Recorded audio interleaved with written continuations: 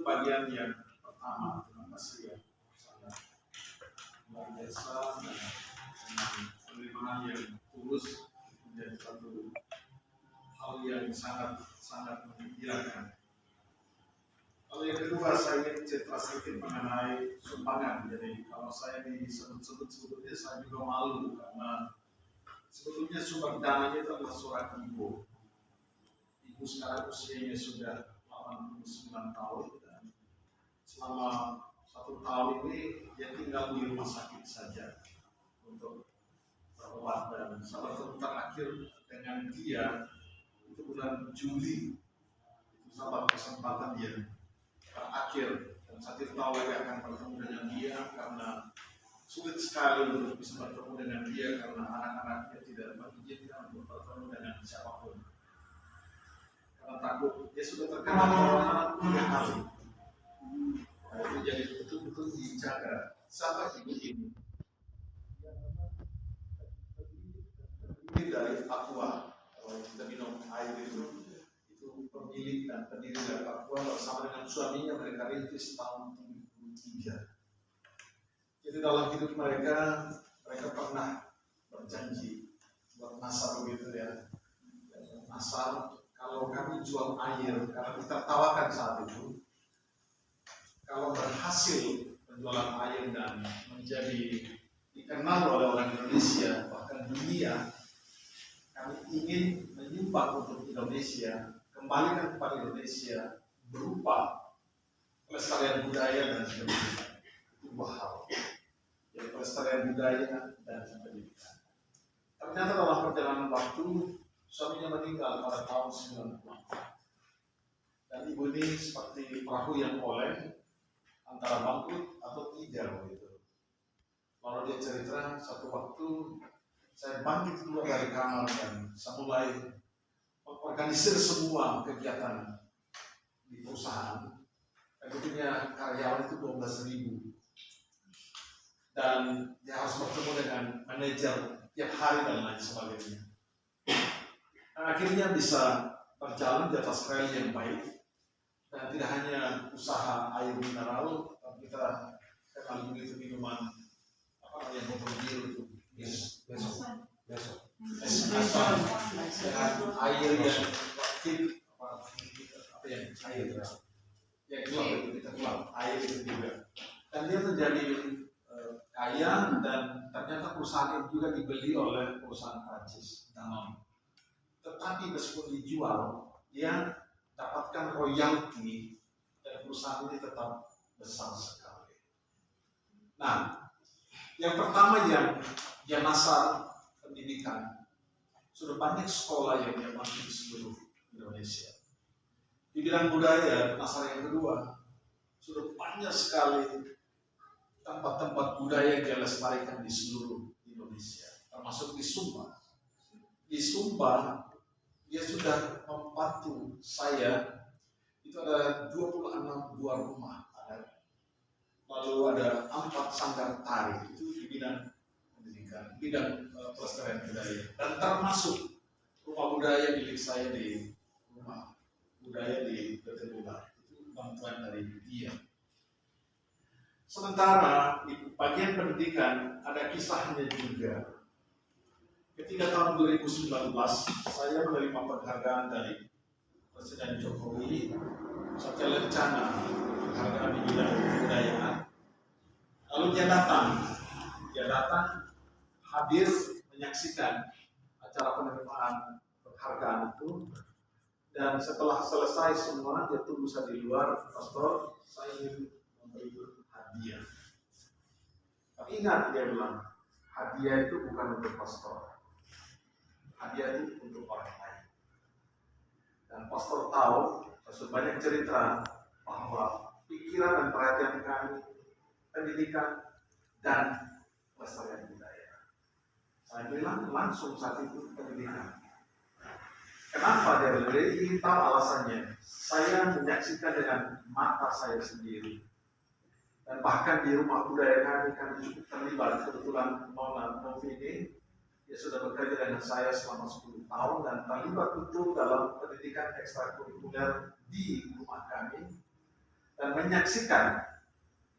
Ini Bapak pengawas ya, mohon maaf ini anak-anak yang sudah tamat SD, bahkan sudah kelas 2 SMP sekalipun, belum bisa membaca dan menulis dengan lancar.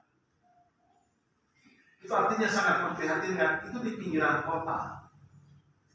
Kita dapat bayangkan, apabila saya dan saya, usia kami dulu, ini usia pensiun, saya justru pensiun umur 60 juga. Bayangkan kami dari desa, usia SD kelas 2, baca, tulis, dan berhitung. Tidak ada masalah. Sampai sekarang di kampung saya tidak ada listrik dan lain sebagainya. Bisa. Lalu kenapa sekarang anak-anak sudah zaman modern, listrik ada di mana-mana dan di pinggiran kota, tetap saja tidak bisa membaca dengan lancar, menulis dengan benar, dan berhitung dengan betul. Ada apa? Itu alasan saya katakan pada ibu. Oh baik. Awalnya dia hanya bantu 2. Tapi dia bilang, pastor jangan terus uang saya. Selalu dia bilang begitu. Semua laporan, instansi pertanggungjawaban harus jelas supaya pastor dipercaya. Kalau tidak, saya cabut kepercayaan. Siap, saya katakan demikian. Setelah 2, bagaimana pastor? Tambah lagi, tambah saja. Ini banyak sekali sekolah yang perlu ditolong. Tambah dan tambah lagi sampai pada jumlah 10 sekolah. Dia bilang cukup. Saya bilang begini, Ibu, Yesus itu mempunyai 12 rasul. Jadi paskan 12 rasul, 12 sekolah. Lalu sebenarnya Ibu, ini kori penutup yang 12. Tapi kenapa diberi lagi untuk di sini dan seterusnya? Saya bilang kita ralat Ibu. 12 rasul itu betul, tetapi ada murid-murid lain juga yang mengikuti Tuhan Yesus. Dia bilang, baik, saya tolong lagi. Dia tolong lagi SD-nya mama. Lalu, satu bulan Juli yang lalu, dia bilang, pastor saya mau membantu dia tambah lagi. Dia terhitung, sudah lebih dari 12 murid, 13, 15. Jadi itu luar biasa pertolongan dari ibu ini, dan itu semua adalah berkat Tuhan. Dan ibu ini adalah orang Gereja Kristen Indonesia GKI. Jadi dia bukan orang Katolik, dan persis itu yang saya lihat dalam diri ibu-ibu. Dia bilang pada saya, pastor, jangan fanatik, jangan hanya bicara Katolik atau menolong orang Katolik. Saya bilang sama sekali tidak, Ibu. Sekolah-sekolah kebanyakan yang setolong agama memang Katolik, karena di wilayah itu banyak gereja, banyak sekolah Katolik, yayasan. Tetapi sanggar-sanggar tari, rumah adat dan lain sebagainya, hampir bahkan yang saya katakan 90% itu adalah milik orang GKS. Itu saya mau menunjukkan, diberi semangat, diberi bantuan spirit dari seorang ibu, supaya saya jangan fanatik dan lain sebagainya. Dan saya juga melakukan dalam hidup saya bekerja dengan banyak tukang, banyak karyawan di rumah saya adalah orang-orang dari GKS. Bahkan orang kepercayaan kami di rumah budaya adalah orang dari GKS. Mana berarti ya itu Kanilu. Itu luar biasa. Kita tidak pernah bicara mengenai agama. Bahkan kepala Boki yang tanggung pengelolaan restoran kami di pantai, kalau ada kesempatan boleh kunjung ke restoran kami, ada penginapan juga di sana. Itulah orang dari GKS Berkembang. Jadi kami tidak pernah bicara mengenai agama, kami bicara mengenai pekerjaan dan mimpi. Mimpi bagaimana kita bisa membuat sumpah, terutama dalam diri anak-anak, tertanam nilai-nilai, dan tidak hanya mereka pandai secara intelektual, tapi ada nilai toleransi, ada ketulusan dan kebaikan. Itu yang kita ingin perjuangkan, ingin kita capai. Jadi itu sedikit cerita mengenai sumbangan dari mana. Tidak yang baik hati, umurnya 89 tahun sekarang, dan selama setahun ini tinggal di sana. Dan dia bilang pada saya, pastor, saya ini punya segala-galanya, punya uang. Dan saya beli apa saja untuk saya, tidak ada masalah. Tetapi ternyata uang tidak pernah membuat seseorang itu bahagia. Uang tidak pernah membuat seseorang itu hidup kekal dan abadi. Yang kekal dan abadi kasih dan kebaikan yang kita berikan, kita salurkan kepada orang lain. Dan dia bilang, saya kalau mati, saya juga tidak tahu uang saya ini mau kemanakan. Kenapa itu cari jauh-jauh saya lah? Dia bilang, pastor harus kerja, tidak bisa begitu saja. Lalu saya bilang, lihat kepada anak-anak. Dia bilang, mereka lebih kaya dari saya. Jadi bayangkan, ibu sudah begitu kaya. Saya bilang, itu Tuhan berikan pada anak-anak. Dia bilang, mereka lebih kaya dari saya. Jadi ada banyak orang kaya yang baik sekali. Karena itu kitab suci bilang betapa sukarnya orang kaya masuk dalam kerajaan surga. Tapi ada juga orang kaya yang dengan ketulusan hati yang baik. Dan bagi saya, mohon maaf, saya adalah seorang pastor dari gereja Katolik, dan justru orang yang bermurah hati pada saya adalah orang dari gereja Kristen Indonesia. Itu namanya Ibu Tirto. Kita luar biasa, makanya nanti saya ingin buat video dengan Ibu di ruangan baru, supaya dia senang di rumah sakit, dia bisa lihat video itu. Biasanya 1 menit dia mau, kalau lebih dari 1 menit dia mau nonton.